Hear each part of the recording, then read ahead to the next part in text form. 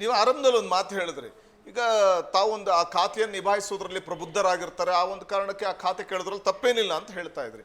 ಹಾಗಾದ್ರೆ ರಾಮಲಿಂಗಾರೆಡ್ಡಿ ಅವ್ರಿಗೆ ಮತ್ತೆ ನಗರಾಭಿವೃದ್ಧಿ ಯಾಕೆ ಕೊಡ್ಲಿಲ್ಲ? ಕೊಡ್ಬೋದಿತ್ತಲ್ಲ ಅವ್ರಿಗೆ. ಅವರೇ ಕೇಳಿದ್ರಲ್ಲ, ಬಾಯಿ ಬಿಟ್ಟು ಕೇಳಿದ್ರು, ಜಲಸಂಪನ್ಮೂಲ ಖಾತೆ ಬೇಡ ಸ್ವಾಮಿ, ನಗರಾಭಿವೃದ್ಧಿ ಖಾತೆ ಕೊಡಿ, ನನಗೊಂದು ಹೋಲ್ಡ್ ಇದೆ, ಅದನ್ನು ಸಮರ್ಥವಾಗಿ ನಿಭಾಯಿಸುವಂತ ತಾಕತ್ತಿದೆ ನನಗೆ, ಕೊಡಿ ಅಂತ ಹೇಳಿದ್ರು. ಯಾಕೆ ಕೊಡ್ಲಿಲ್ಲ? ಅಲ್ಲ, ಮಾನ್ಯ ರಾಮಲಿಂಗಾರೆಡ್ಡಿ ಅವರು ಸುಮಾರು ವರ್ಷಗಳಿಂದ ಹಲವಾರು ಸರ್ಕಾರಗಳಲ್ಲಿ ಕ್ಯಾಬಿನೆಟ್ನಲ್ಲಿ ಅವರು ಸಚಿವರಾಗಿ ಒಂದು ಅಗಾಧವಾದಂತಹ ಒಂದು ಅನುಭವ ಉಳ್ಳವರು, ಹಿರಿಯರು. ಮತ್ತು ಬೆಂಗಳೂರು ಅವ್ರಿಗಿಂತ ಚೆನ್ನಾಗಿ ಯಾರೂ ಅರ್ಥ ಮಾಡ್ಕೊಂಡಿಲ್ಲ, ನಾನು ಅದನ್ನು ಒಪ್ತೇನೆ. ಆದರೆ ಮಾನ್ಯ ಮುಖ್ಯಮಂತ್ರಿಗಳು ಇವತ್ತು ಒಂದು ನಿರ್ಣಯವನ್ನು ಕೈಗೊಂಡು ಮಾನ್ಯ ಕೃಷ್ಣ ಬೈರೇಗೌಡರಿಗೆ ಇವತ್ತು ಬೆಂಗಳೂರಿನ ಅಭಿವೃದ್ಧಿಯ ಸಚಿವರನ್ನಾಗಿ ಮಾಡಿದ ಮೇಲೆ ಅದು ಅವರು ಅಸಮಾಧಾನ ವ್ಯಕ್ತ ಮಾಡಿದ್ರು. ಕೃಷ್ಣ ಬೈರೇಗೌಡರು ಸಿದ್ದು ಸಂಪುಟದಲ್ಲಿ ಕಂದಾಯ ಸಚಿವರಾಗಿದ್ರು, ಅದ್ಭುತವಾಗಿ ಕಾರ್ಯವನ್ನ ನಿರ್ವಹಿಸ್ತಾ ಇದ್ರು ಅಂತ ಅವರ ಒಂದು ಕೆಲಸದ ಬಗ್ಗೆ ವ್ಯಾಪಕ ಮೆಚ್ಚುಗೆ ಸಾರ್ವಜನಿಕ ವಲಯದಲ್ಲಿ ಕೇಳಿ ಬರ್ತಿತ್ತು. ಅದೇ ಕಾರ್ಯ ಇಂತಹ ಸಂದರ್ಭದಲ್ಲಿ ಇದ್ಕಿದ್ದ ಹಾಗೇನೆ ಅವ್ರನ್ನ ಕಂದಾಯ ಖಾತೆ ತೆಗೆದು ನಗರಾಭಿವೃದ್ಧಿ ಖಾತೆ ಕೊಟ್ರಿ. ಅದು ಅರ್ಧ ಬರ್ಧ ಕೆಲಸ ಅಲ್ಲ, ಅರ್ಧ ಬರ್ಧ ಉಳಿತಲ್ಲ, ಅದು ಕೆಲಸ ಕಂಪ್ಲೀಟ್ ಆಗ್ಲೇ ಇಲ್ವಲ್ಲ. ಅಲ್ಲ, ಬ್ರ್ಯಾಂಡ್ ಬೆಂಗಳೂರು ಒಂದು ಕನಸು ಕಂಡಿರುವಂತಹ ಮಾನ್ಯ ಮುಖ್ಯಮಂತ್ರಿಗಳು ಬೆಂಗಳೂರನ್ನು ಬಹಳ ಫಾಸ್ಟ್ ಆಗಿ ಡೆವಲಪ್ ಆಗ್ತಾ ಇರುವಂತಹ ಸಿಟಿ, ಇಡೀ ವಿಶ್ವದ ಜನ ಇವತ್ತು ಬೆಂಗಳೂರು ಬೆಂಗಳೂರು ಅಭಿವೃದ್ಧಿ ಆಗ್ಲಿ ಅಂತ ಹೇಳಿ ಮಾನ್ಯ ಕೃಷ್ಣ ಬೈರೇಗೌಡರಿಗೆ ಅವ್ರು ಕೊಟ್ಟಿರ್ಬೋದು, ಅವ್ರದೊಂದು ರೋಡ್ ಮ್ಯಾಪ್ ಇರ್ಬೋದು. ಈ ತರ ನಾನು ಅದನ್ನೇ ಹೇಳಕ್ ಬಂದೆ, ಕಂದಾಯ ಖಾತೆ ವಿಚಾರದಲ್ಲಿ ಕೃಷ್ಣ ಬೈರೇಗೌಡರಿಗೆ ಒಂದು ವಿಷನ್ ಇತ್ತು, ಸೊ ಅದನ್ನ ಸಮರ್ಥವಾಗಿ ಅವ್ರು ನಿಭಾಯಿಸ್ತಾ ಇದ್ರು, ಅದರಲ್ಲೇ ಮುಂದುವರಿಸಬಹುದಿತ್ತಲ್ಲ ಅಂತ. ಅಂದ್ರೆ ಕೆಲವರ ನನ್ನ ಮಾತು ಅನ್ನೋದಕ್ಕಿಂತನೂ ಹೆಚ್ಚಾಗಿ ಸಾರ್ವಜನಿಕ ವಲಯದಲ್ಲಿ ಕೇಳಿ ಬಂದಂತ ಪ್ರಜ್ಞಾವಂತ ನಾಗರಿಕರಿಂದ ವ್ಯಕ್ತವಾದಂತ ಮಾತುಗಳಿವು. ತಾವು ಹೇಳ್ತಾ ಇರೋದು ನಿಜ. ಮಾನ್ಯ ಕೃಷ್ಣ ಬೈರೇಗೌಡರು ಬಹಳಷ್ಟು ಕ್ರಾಂತಿಕಾರಿ ಹೆಜ್ಜೆಗಳನ್ನ ಇವರು ಕಂದಾಯ ಇಲಾಖೆಯಲ್ಲಿ ತೆಗೆದುಕೊಂಡು ಇವತ್ತು ಕಂದಾಯ ಇಲಾಖೆಯನ್ನ ಅದು ಡಿಜಿಟಲೀಕರಣ ಆಗಿರ್ಬೋದು ಅಥವಾ ಎಲ್ಲ ದಾಖಲೆಗಳನ್ನ ಅವರು ಒಂದು ಕಂಪ್ಯೂಟರೀಕರಣ ಮುಖಾಂತರ ಎಲ್ರಿಗೂ ಸಿಗೋ ರೀತಿಯಲ್ಲಿ ಮಾಡಿರುವಂಥದ್ದು ಒಂದು ಕ್ರಾಂತಿಕರ ಒಂದು ಹೆಜ್ಜೆನೇ ಅದು. ಅದೇ ರೀತಿಯಲ್ಲಿ ಬೆಂಗಳೂರು ಇವತ್ತು ಸಮಗ್ರ ವಿಶ್ವದಲ್ಲಿ ಇವತ್ತು ಬೆಂಗಳೂರು ಕಡೆ ಜನ ನೋಡ್ತಾ ಇದ್ದಾರೆ. ಬೆಂಗಳೂರು ಅದೇ ಮಾದರಿನಲ್ಲಿ ಅಭಿವೃದ್ಧಿ ಆಗಬೇಕು ಅನ್ನೋಂಥ ದೃಷ್ಟಿಯಿಂದ ಮಾನ್ಯ ಮುಖ್ಯಮಂತ್ರಿಗಳು ಕೃಷ್ಣ ಬೈರೇಗೌಡರಿಗೆ ಬೆಂಗಳೂರು ಖಾತೆ ಕೊಟ್ಟಿರ್ಬೋದು. ಬಹುಶಃ ಈಗ ಸದ್ಯದ ಅಲ್ಲಿನ ಒಂದಷ್ಟು ಬೆಳವಣಿಗೆ ನೋಡಿದಾಗ ಸರ್, ರಾಜ್ಯದಲ್ಲಿ ಪರಿಸ್ಥಿತಿಗಳು ಹೇಗಿದೆ ಅನ್ನುವಂಥದ್ದು ತಮ್ಮ ಅರಿವಿಗೆ ಬಂದಿದೆ. ಈಗ ಒಂದು ಕಡೆ ಆಡಳಿತಾರೂಢ ಪಕ್ಷದ ನಾಯಕರುಗಳು ಹೆಚ್ಚಾಗಿ ಹೋಗಿ ಬರ ಅಧ್ಯಯನ ಮಾಡೋದಕ್ಕಿಂತನೂ ಹೆಚ್ಚಾಗಿ ವಿಪಕ್ಷಗಳೇ ಹೋಗಿರೋದುಂಟು ಬರ ಅಧ್ಯಯನದ ವಿಚಾರದಲ್ಲಿ. ಸೊ ಇಂತಹ ಸಂದರ್ಭದಲ್ಲೂ ಕೂಡ ಬರ ಅಧ್ಯಯನ ಇರ್ಬೋದು, ರೈತರ ಕಷ್ಟಗಳಿರ್ಬೋದು, ಅದರ ಕಡೆ ಗಮನ ಕೊಡಬೇಕಾದವರು ಈಗ ಎಚ್ಚೆತ್ಕೊಂಡಂತೆ ಕಾಣಿಸ್ತಾ ಇದೆ. ತಾವು ಯಾವ ರೀತಿ ನೋಡ್ತೀರಿ ಅಂತ ಈ ಸರ್ಕಾರದ ನಡೆಯನ್ನು? ಈ ಸರ್ಕಾರ ಸರ್ ರೈತರ ಪರವಾಗಿಯೂ ಇಲ್ಲ, ಜನಸಾಮಾನ್ಯರ ಪರವಾಗಿಲ್ಲ ಸರ್.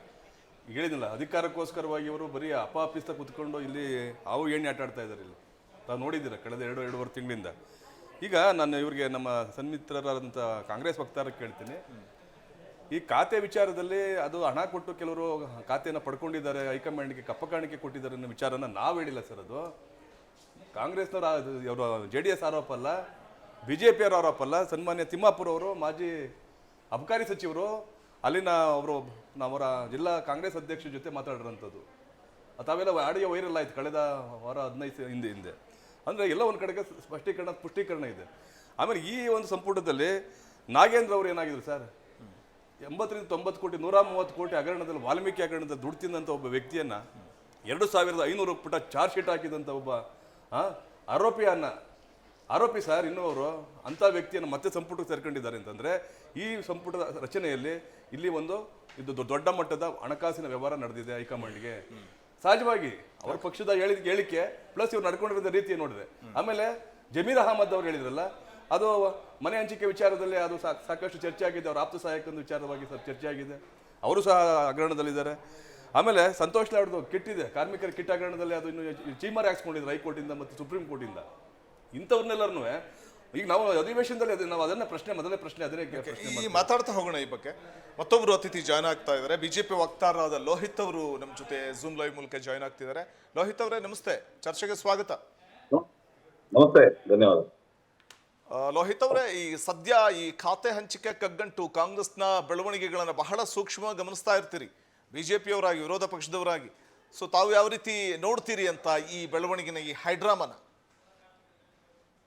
ಸರ್, ಕಳೆದ 3 ವರ್ಷದಿಂದನೂ ಈ ಕಾಂಗ್ರೆಸ್ ಸರ್ಕಾರ ಟೇಕ್ ಆಫೇ ಆಗಿಲ್ಲ. ಇನ್ನೂ ಟೇಕ್ ಆಫ್ ಆಗಿಲ್ಲ. ಇವರು ನೋಡಿ, ಮೊದಲಿಗೆ 2023ರಲ್ಲಿ ಏನು ಗ್ಯಾರಂಟಿ ಭಾಗ್ಯಗಳ ಮೂಲಕ ಸಾಕಷ್ಟು ಜನಕ್ಕೆ, ರಾಜ್ಯದ ಜನರಿಗೆ ಮಂಕು ಬೂದಿ ಹಚ್ಚಿ ಒಳ್ಳೆ ಒಂದು ಬೃಹತ್ ಒಂದು ಏನು mandate ಪಡೆದಂತ ಕಾಂಗ್ರೆಸ್ ಸರ್ಕಾರ ಅವಾಗ ಮುಖ್ಯಮಂತ್ರಿಗಳ ಹಗ್ಗ ಮುಂದುವರೆದು ಕಳೆದ ದಿನನಿತ್ಯ ನೀವೇ ಮೋಸ್ಟ್ಲಿ ಎಲ್ಲ ಇಡೀ ರಾಜ್ಯದ ಜನರು ಮತ್ತೆ ಮಾಧ್ಯಮದವರು ಸಹ ಸಾಕಷ್ಟು ಅಸಮಾಧಾನ ಹೊರಹಾಕಿದ್ದಾರೆ ವೈಯಕ್ತಿಕವಾಗಿ. ಯಾಕಂದ್ರೆ ದಿನನಿತ್ಯ ದೆಹಲಿ ಚಲೋ, ರಾಹುಲ್ ಗಾಂಧಿ ಭೇಟಿ, ಅವ್ರು ವಿದೇಶಕ್ಕೆ ಹೋಗಿದ್ದಾರೆ, ಅವ್ರ ಅಪಾಯಿಂಟ್ಮೆಂಟ್ ಸಿಕ್ಕಿಲ್ಲ, ಅವರ ಯಾರು KN ರಾಜಣ್ಣ ಅವರ ಕ್ರಾಂತಿ ಶಾಂತಿ ಎಲ್ಲಾ ರೀತಿಯಲ್ಲೂ ಆಗಿ ವಾಂತಿ ಆಗುವಂತ ಒಂದು ಪ್ರಮೇಯ ಉದ್ಭವ ಆಗಿ ಅವರೇ ಒಂದು KN ರಾಜಣ್ಣ ಅವರು ಒಂದು ಸಚಿವ ಸಂಪುಟದಿಂದ ಹೊರಗೆ ಹೋದಂತದ್ದು ತಮ್ಗೆ ಗೊತ್ತಿದೆ. ಈ ರೀತಿ ಮುಂದುವರೆದ ಭಾಗವಾಗಿ ಇವ್ರದೇ ಸರ್ಕಾರದ ಏನು ಜನರಿಗೆ ಬಯಸಿರ್ಲಿಲ್ಲ, ಇವರ ಒಂದು ಕುರ್ಚಿ ಕಾದಾಟಕ್ಕೋಸ್ಕರ, ಲಾಲಸೆಗೋಸ್ಕರ, ಜನರ ಒಂದು ಭಾವನೆಗೆ ಮತ್ತೆ ಒಂದು ಅಭಿವೃದ್ಧಿ ಪೂರ್ವಕವಾಗಿ ಯಾವುದೇ ರೀತಿ ಚಿಂತನೆ ಇಲ್ಲದೆ ಕೇವಲ ಆಸೆ ಆಮಿಷಕ್ಕೆ ಒಂದು ರೀತಿಯಲ್ಲಿ ಈ ಸರ್ಕಾರ ಈ ಒಂದು ರಾಜ್ಯ ಒಂದು ಬಲಿ ಆಯ್ತು ಅಂತ ನನ್ನ ಒಂದು ಅಭಿಪ್ರಾಯ.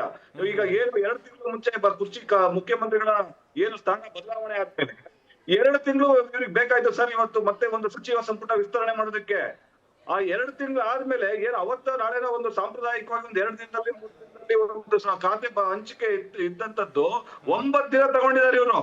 9 ದಿನದ ತನಕ ಅಂದ್ರೆ ಎಲ್ಲ ಕೇಳ್ತಾರೆ ಅಂದ್ರೆ ಮುಖ್ಯಮಂತ್ರಿ ಸಹ ಇಲ್ಲಿ ತನಕ ಬರೀ ದೊಡ್ಡ ಒಂದು ಹಣದ ವಹಿವಾಟು, ಒಂದು ಬಾರ್ಗೇನಿಂಗ್ ಒಂದು ವ್ಯವಸ್ಥೆ ಆಗಿದೆ ಕಾಂಗ್ರೆಸ್ ಹೈಕಮಾಂಡ್ ಅಲ್ಲಿ ಅಂತ ಅವ್ರ ಪಕ್ಷದವರೇ ಸಾಕಷ್ಟು ಜನ ಮಾತಾಡ್ತಾ ಇದಾರೆ. ಈಗ ಲೋಹಿತ್ ಅವರ ಭಾಗವಾಗಿ ಅತ್ಯಂತ ಕಳಂಕಿತ ಭ್ರಷ್ಟಾಚಾರಿ ಇಡಿ ತನಿಖೆಯಲ್ಲಿ ಸಂಪೂರ್ಣವಾಗಿ 189 ಕೋಟಿ ದಲಿತ, ಶೋಷಿತ, ದಮನಿತ, ಪರಿಶಿಷ್ಟ ಪಂಗಡದ ಅಲೆಮಾರಿ, ಬುಡಕಟ್ಟು, ಆದಿವಾಸಿಗಳು, ವನವಾಸಿಗಳು ಇವರ ಕಲ್ಯಾಣಕ್ಕೆ ಬಳಸಬೇಕಾದಂತ 189 ಕೋಟಿ ಇವರ ತೆಲಂಗಾಣದ ಕಾಂಗ್ರೆಸ್ ಚುನಾವಣೆಗೆ ಇವತ್ತು ಬಳಕೆ ಮಾಡಿ ಸಾವಿರಾರು ಒಂದು ಜ್ಯುವೆಲರಿ ಶಾಪ್ ಆಗಿರ್ಬೋದು, ಲಿಕ್ಕರ್ ಶಾಪ್ ಆಗಿರ್ಬೋದು, ಆ ಖಾತೆಗಳಿಗೆ ಹಣ ವರ್ಗಾವಣೆ ಆಗಿರುವಂತದ್ದು ಇಡಿ ತನಿಖೆಯಲ್ಲಿ ಉಲ್ಲೇಖ ಆಗಿದೆ. ಇವ್ರಿಗೇನ್ ಕ್ಲೀನ್ ಚಿಟ್ ಸಿಕ್ಕಿಲ್ಲ ಬಿ ನಾಗೇಂದ್ರ ಅವರಿಗೆ.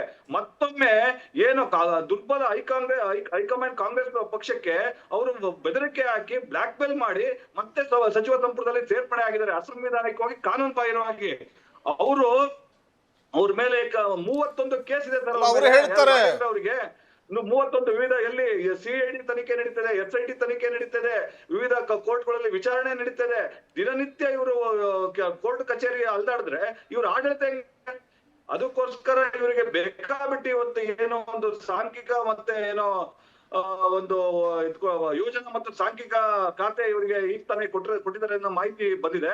ಇವರು ಯಾವುದೇ ಕಾರಣಕ್ಕೂ ವಿಧಾನಸೌಧದಲ್ಲಿ ಬಂದ್ಬಿಟ್ಟು ಜನರ ಒಂದು ಅಥವಾ ಈ ನಾಡಿಗೆ ಒಂದು ಸೇವೆ ಸಲ್ಲಿಸುವಂತದಿಲ್ಲ. ಇವ್ರ ಪ್ರತಿಷ್ಠೆಗೋಸ್ಕರ ಈ ಕಾಂಗ್ರೆಸ್ ಸರ್ಕಾರ ಅವರಿಗೆ ಒಂದ್ ರೀತಿ ಮಾಡ್ಕೊಂಡಿದೆ ಅಂತ ಹೇಳ್ತೀನಿ. ಅವರ ಒಂದು ಈಡಾಗಿದೆ ಕಾಂಗ್ರೆಸ್ ಸರ್ಕಾರ ಅಂತ ಹೇಳ್ತೀನಿ. ಏನು 189 ಕೋಟಿ ಹಗರಣ ಆಗಿರುವಂತದ್ದು ಮಾನ್ಯ ಸಿದ್ದರಾಮಯ್ಯ ಸದನದಲ್ಲೇ 89 ಕೋಟಿ ಅದು 189 ಕೋಟಿ ಅಲ್ಲ ಅಂತ ಹೇಳಿ ಅದನ್ನ ವಾಪಸ್ ತಗೊಳ್ತೀವಿ ಅಂತ ಹೇಳಿ ಪ್ರಸ್ತಾಪ ಮಾಡಿದ್ದಾರೆ, ಉಲ್ಲೇಖ ಮಾಡಿದ್ದಾರೆ. ಅಂತದ್ದು ಮಾನ್ಯ ಆಗಿನ ಮುಖ್ಯಮಂತ್ರಿ ಸಿದ್ದರಾಮಯ್ಯ ಉಲ್ಲೇಖ ಮಾಡಾದ್ಮೇಲೆ ಅವ್ರು ಅದೆಲ್ಲ ಆದ್ಮೇಲೆ ವಿಚಾರಣೆಗೆ ಅವ್ರ ಬಂಧನಕ್ಕೊಳಗಾದ್ಮೇಲೆ ಈಗಂಗೆ ಯಾವ ಮಾನದಂಡದ ಮೇಲೆ ತಗೊಂಡ್ರಿ ಇವರು? ಯಾವಾಗ ಬೇಕಾದ್ರೆ ಇವರು ಮತ್ತೆ ಇವತ್ತು ಜೈಲಿಗೆ ಹೋಗೋ ಸಾಧ್ಯತೆ ಇದೆ.